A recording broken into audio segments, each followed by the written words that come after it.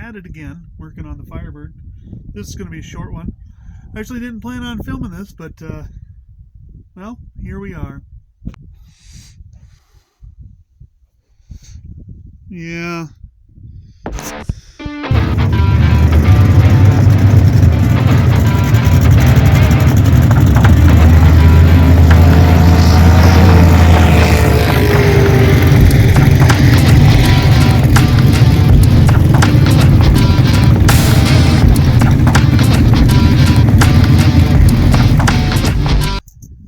Good evening.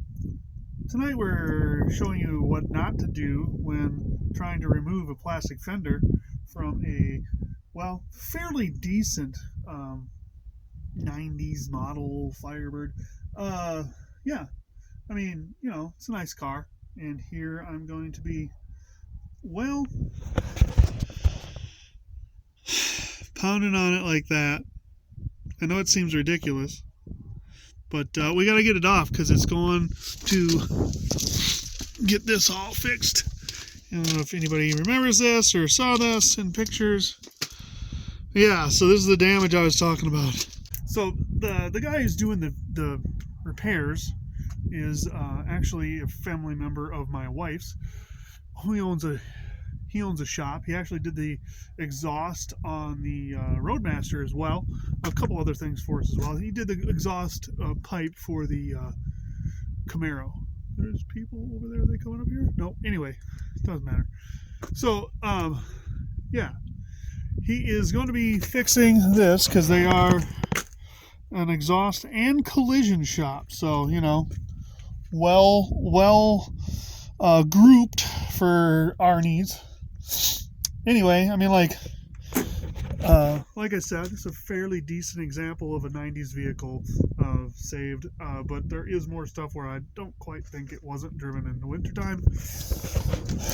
I got this inner fender line out, and you can just see all this. I mean, it's in pretty good. I mean, it's obvious it hasn't been done a lot, but I think that's salt rust. See how it's really bubble in there? Maybe not. I don't know. I mean, not that big a deal. But our main concern right now is that, you know, on this car, it's a unibody car, so it's got a seam that runs down the middle. And when they mounted the fenders on, they put 2 bolts into that seam that sticks down. And, well, people who don't know how to jack up a car, but own cars like this, tend to put the jack on that seam and then bend it over. So now it's bent over on top of the fender. So I actually don't have a stand out here. I don't have a camera stand or nothing. So I'm going to do this the best I can to show you what's going on. But yeah, this is just going to be a short one. I'm just going to show you how, well, dumb I am. And oh wait, you know what? I bet my camera stand's in the back of the car. I didn't even think of that. Yep, in there with the rest of the mess. Okay, well, I'm going to get that set up, and then we'll get back to fixing that thing. All right, well, I really don't know whether you can see this or not, because that is literally up against the other vehicle. So at least you'll get a good idea of what I'm doing, and I'll keep you, you know, I'll get you over here for a closer view once we kind of get it bent back. Yeah. Actually, yeah, look how bad that's bent up there. This is flat right here, so that's almost bent all the way up to it. We have to get that undone or moved down so that we can actually get the fender off and get those bolts out. The rest of it doesn't look too bad. After those come out, there's 2 more up front here that go into the valence and then onto a bracket, and then it looks like there's 1 or 2 back here. So not horrible. And then there's, well, obviously some across the inside. But yeah, we're going to get through this so we don't waste too much time. You know, the gods have spoken, it's getting dark, and, you know, we don't have much light, even though, yes, I do have this nice Milwaukee under hood light, which actually it's under anything light, because it does work well in this situation too.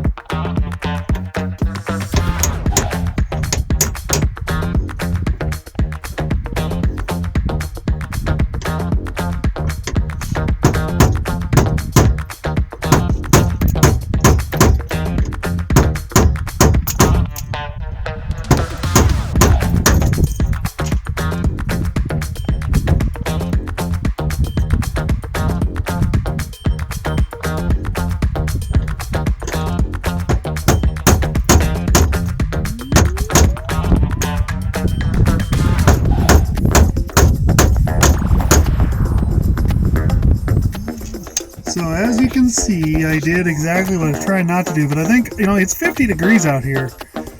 I think this has just been up there that long. So at least I have all of these pieces, and Tyler can try and fix it. I'm hoping he can fix that. This is going to bring the cost back up a little bit, but that's okay. At least with this off, we can get this metal piece bent back down. See, it's been ran into or something. I mean, like, it's not... They jacked it up on here and then ran it. Maybe they ran it up on the curb. I don't know. Like I said, we assumed that this thing may have been in an accident at some point. And I think I got to have some welding done back here or put back together. We'll figure it out whenever it comes to it. Right now, I'm just going to get these bolts out, get the fender off, and then we'll look at it, okay? So this actually came free because this came off. I actually took the hammer and just kind of pounded it that way to try and get this out after this fell out, and it just came loose. This is all in one piece, so hopefully that'll be good for putting it back together. Yeah. So this thing is, I pounded it back. It looks a lot better. It looks better now. I pounded it up a little bit. I'll have Tyler look at it whenever we get the fender on and the car into town after the salt has gone away on the road. So, yeah, I wondered. Look at this. Look at this mark here, like they put it upon something. Never noticed that before. They must have run it up on something. Anyway, like I said before, there's some bolts. I hope we can see them. They're in this rail here. They attach to this. And then it looks like this fender attaches there to a couple bolts as well. I don't see anything else. Oh, there's one more up there, but I can get to that no problem. Yeah. Oh, and maybe one. Yeah, no, I can't tell. Oh yeah, that bracket's got to come on. There's one right there as well. But all that should be able to be gotten at. So hopefully not too horrible. And then it should just kind of pop this way. And then on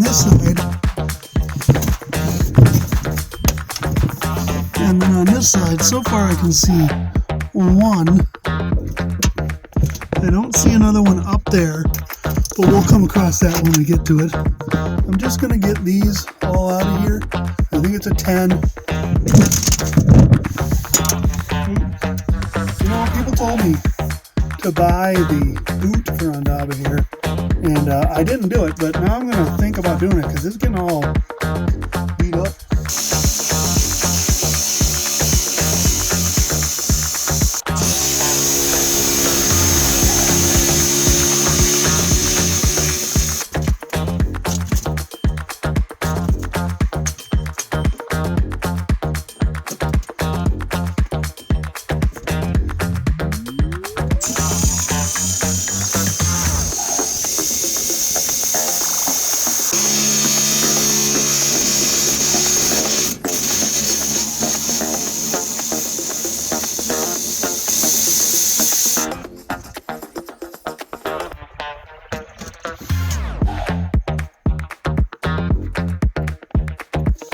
I keep getting my big fat head in the way of it.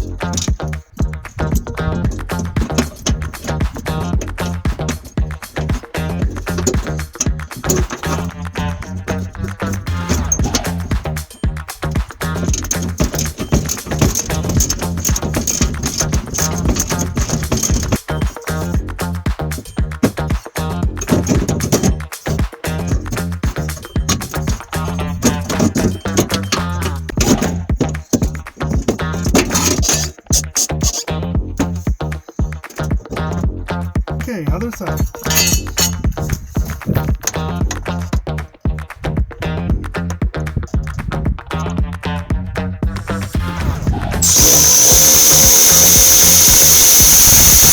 You can see that, but it looks like rain over there.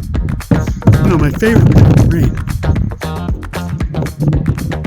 So as far as I can tell, those bolts are the ones left.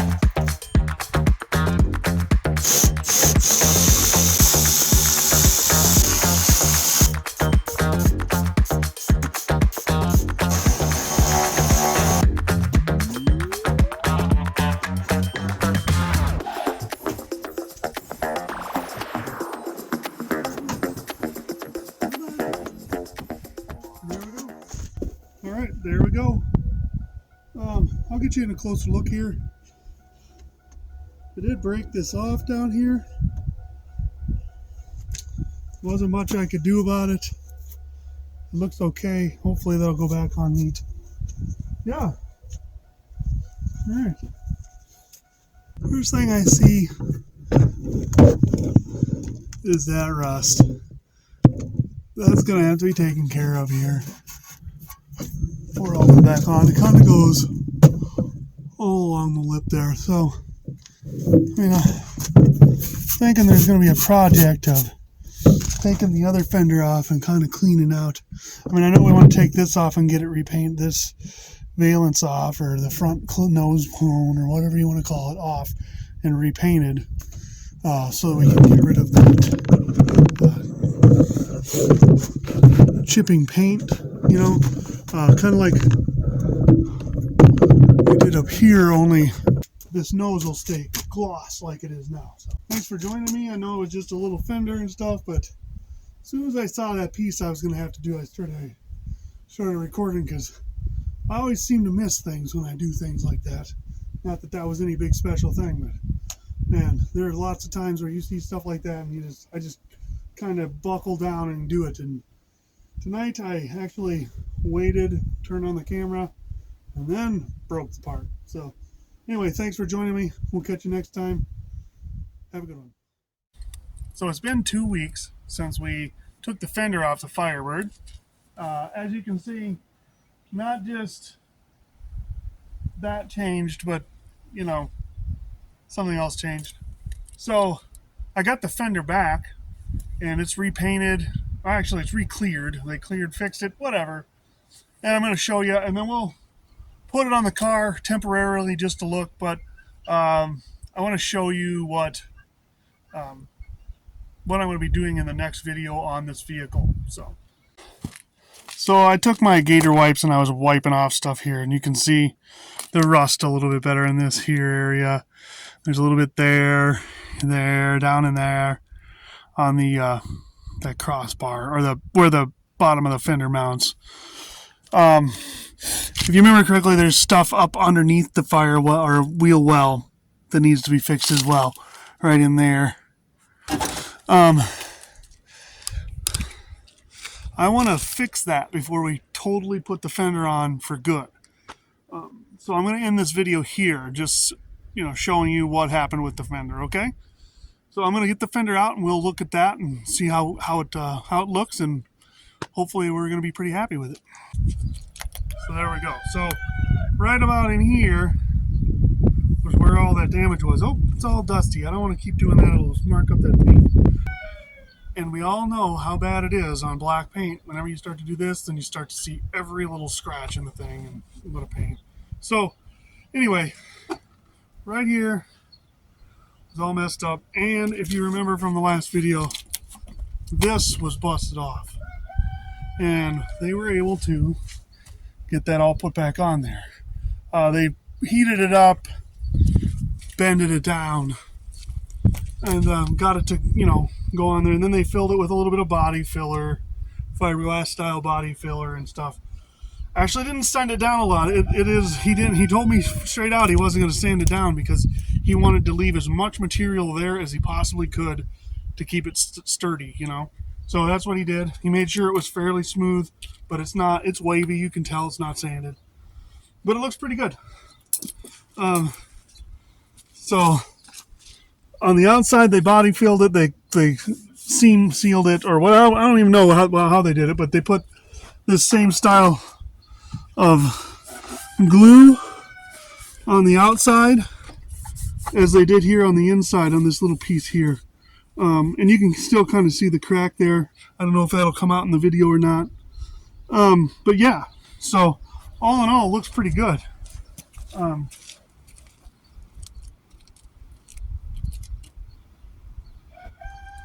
Let's do that. I'm going to break it again, aren't I?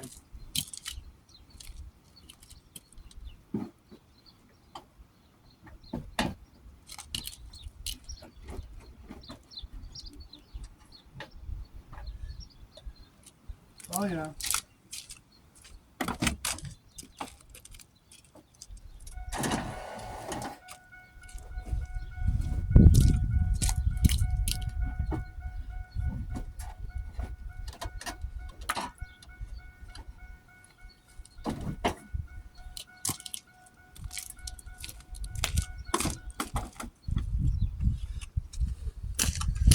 So there we go. All nice and neat. This needs to come in here a little bit. It's not quite, you know, proper, but it looks, you know, a lot better than it did because we've straightened out that bottom piece. It's not all folded over anymore and pushing out right here, you know, like it was. So, yeah, a lot better. And look how shiny that paint is. I know it's dirty. I know it's kind of dirty, but I mean, the paint just looks fantastic. And it's actually, I'm breaking stuff. And actually, you know, sitting up here, I mean, I don't know. I mean, it looks like it's matched pretty well. They keep saying, they said wash this a couple times and it should come out to this. We're going to have the whole rest of the car buffed out. Like I said, this is, you know, going to be taken off and repainted too. We're going to try and get, you know, this to match. It is a little bit brighter, you can tell, but it looks good. I don't, like I said, I don't want to go too far with it because, shut the lights off before they kill the battery. I don't want to go too far with it because I want to fix that rust underneath, and I think I'm going to have this repainted before we go to the autocross in April 12th. I mean, you know, this spider webbing here drives me nuts. So, I mean, I want to just get it done, get it over with. It is really the part that doesn't look that great. And the rest of the car, you know, like I said before, the hood's going to stay like this. Not that big a deal for right now. Maybe we'll paint it gloss again if we get our air induction hood. I may go back and gloss the mirrors and get them done to match the rest of the car. But for right now, this is just kind of where we're at. And I think it looks okay. I mean, it's far better than having that bump right there, you know? Now, and there's not much anybody can do about it. Seriously. And once the paint fades a little bit, you know, like this'll, you know, but you can kind of see a little ripple in there. Not from the putty because it's nice and smooth, but where the crack was, you can kind of see a jagged line there. And I don't know, maybe that's because I know where it's at, and maybe nobody else will even notice it. It looks really good. I'm happy with it. I'm not gonna complain one bit. We got a good deal on it. At least I think. I mean, the guys who did it for us, it was just a little under $700 to fix it. They took all of the clear coat off, resprayed all of the clear coat on it. So that's all brand new. So that's a lot of time consuming work, you know. They had more hours into fixing it than what the insurance company said they were going to. I still ended up with a little bit of cash, which will end up going to help paint the front end of the car here. You know, and get the rest of it to kind of match. But yeah, I'm happy. I don't know why I wouldn't be. It looks nice. So yeah. Anyway, I'm gonna kind of temporarily put this on just so that it's on there and not moving around, and then that'll be it. I'm not gonna show that because, you know, it's pretty much the same thing as taking it off, only in reverse. So if you wanted to see how to put it on, just play the video in reverse. That's what I say. Anyway, yeah. Thanks for joining me, and we'll see you next time. And sorry about the bad filming again. I didn't want to mismatch the film. I've been doing that a lot here lately. There should be a video, actually, I think by the time you see this video, there'll be one video out on the pickup truck. I ended up making it into two. It just got to be too long, so turned it into two. Pickup truck is back around the corner, running, driving, stopping, doing all the things it's supposed to do. Still needs a lot of work. We're going to be working on that for a while, but I'm going to park it back there so that it's not such an eyesore here for my in-laws. Yeah, and yeah, that's about it. We'll catch you next time.